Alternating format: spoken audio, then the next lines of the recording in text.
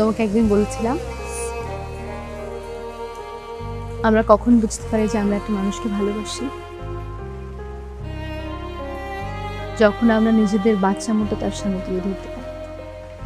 এই দেখো না, আমি আজকে তোমার সাথে নেই, আমি শাড়ি পরা শিখে গেছি, আমার বিয়ে হয়ে গেছে, আমি এখন সংসার করি, কিন্তু আমার ভেতরের বাচ্চাটা না মরে গেছে।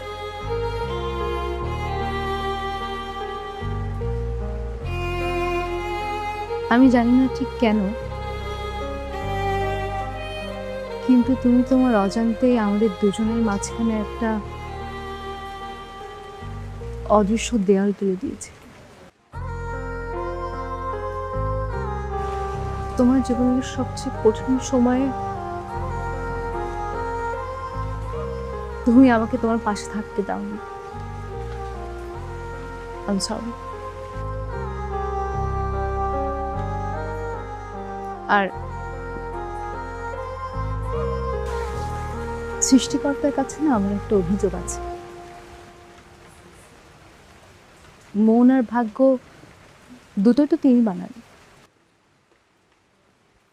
তো যে আমার ভাগ্যে নেই সে কেন পুরো মনটা জুড়ে থাকবে? এটা তো ফেয়ার না, তাই না? অবশ্য তোমার ভালো হয়েছে, আমার মতো এরকম একটা রেসলার বউ জোটেনি।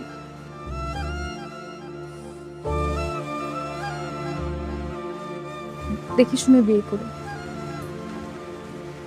খুব সুন্দর মিষ্টি দেখে একটা মেয়েকে বিয়ে করে। দেখো আমার মতো আবার যেন জাদ্রেল না হয়, তাহলে কিন্তু একটা মারও মাটিতে পড়বে না।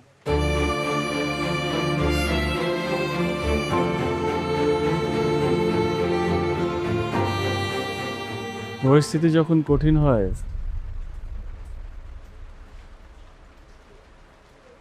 তখন মানুষ সহজ পথটাকে বেছে নেয়।